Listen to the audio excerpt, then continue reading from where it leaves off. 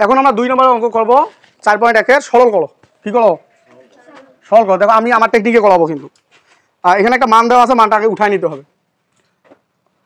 2a plus, এর মানে এটা ম্যাথ, হ্যাঁ, -2 × 2a + 3b, অঙ্ক সহজ অনেক।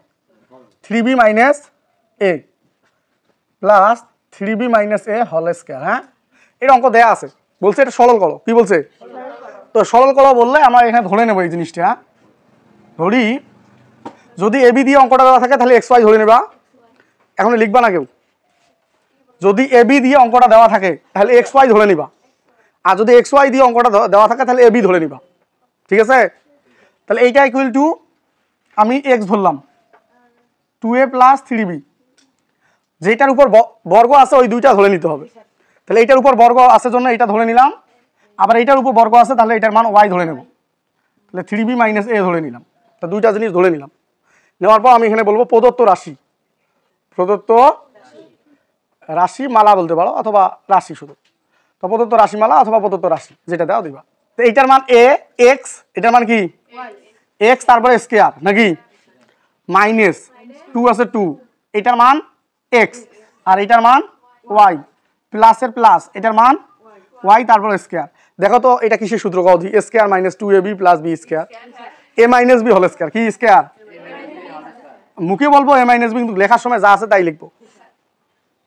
এই যে a square -2ab + b square, a - b, এই যে a - b হোল স্কয়ারের যে সূত্রটা বর্গ নির্ণয়ের, a square -2ab + b square. তাহলে a square -2ab + b square যখনই দেখবো তখন a - b হোল স্কয়ার লেখা যাবে। আবার a - b হোল স্কয়ার থাকলে এটা লেখা যাবে। ঠিক আছে? আচ্ছা, তাহলে এখানে x আর y এর মান দুইটা বসায় দেই। তাহলে x এর মান কি আছে? 2a + 3b, এটা x এর মান, মাইনাস y এর মানটা, y এর সাথে মাইনাস যেহেতু সামনে গুণন অবস্থায় আছে, তার জন্য y এর মান বসানোর সময় মাইনাস চিহ্ন দিয়ে গুণ করে দিতে হবে। কি করে দিতে হবে? তাহলে মাইনাসে প্লাসে -3b একে 3b, আবার মাইনাসে প্লাস a, তারপর হোল স্কয়ার আছে, whole square, plus 3b - 3b দেখা যাচ্ছে কাটা যায়, তার জন্য কাটা দিলাম। তাহলে দুইটা a আর একটা a, কয়টা a হয়? তাহলে 3টা a, তারপর হোল স্কয়ার আছে, হোল স্কয়ার, তার 3 এর উপরে স্কয়ার করলে 9, আর এর উপরে স্কয়ার আছে স্কয়ার। এটা অ্যান্সার। উঠায় নাও, দ্রুত উঠায় নাও।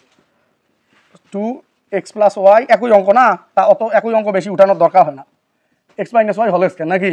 তো আমরা যেহেতু xy দিয়ে দেওয়া আছে, স্যার বলছে xy দিয়ে দেওয়া থাকলে ab ধরতে হবে, আর যদি ab দিয়ে দেওয়া থাকে xy ধরতে হবে। তাহলে ধরি, ফ্রি ওপেন দাও না।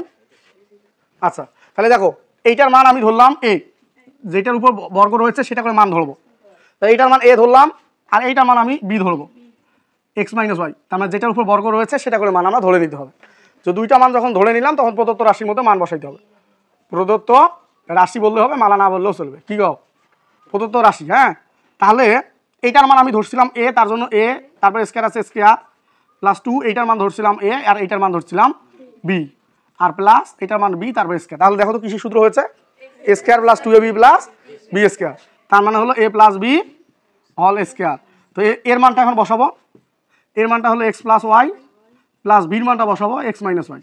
এই মাঝে প্লাস থাকলে পরে আর গুণন করে দেওয়ার প্রয়োজন হয় না, যা আছে তাই উঠাইলেই হয়। কিন্তু যদি মাঝে মাইনাস থাকে তো মাইনাস সাইন দিয়ে মাইনাসে প্লাসে মাইনাস, আর মাইনাসে প্লাস, এইটা করা লাগে। তার জন্য মাঝে মাইনাস থাকলে মাইনাস চিহ্ন দিয়ে গুণ করতে হয়, প্লাস দিয়ে গুণ করাও একই হবে। তাহলে প্লাসে প্লাস, আবার প্লাসে মাইনাসে মাইনাস, তার জন্য একই হয়। প্লাসের চিহ্ন পরিবর্তন হয় না, মাইনাসের চিহ্ন পরিবর্তন হয়। তা হোল স্কয়ার আছে, হোল স্কয়ারটা উপরে দিলাম। ঠিক আছে? এই দেখো কিছু কাটা যাবে, এই যে y, এই y কাটা যায়, তাহলে একটা x আর একটা x যোগ করলে 2x হয়, তারপর হোল স্কয়ার আছে, হোল স্কয়ার, তাহলে 2 এর উপরে স্কয়ার করলে 4, আর x এর উপরে স্কয়ার করলে x স্কয়ার। এটাই অ্যান্সার। তাহলে দেখো অঙ্ক কিন্তু অনেক বড়, কিন্তু অ্যান্সার কিন্তু অনেক সহজ, ছোট।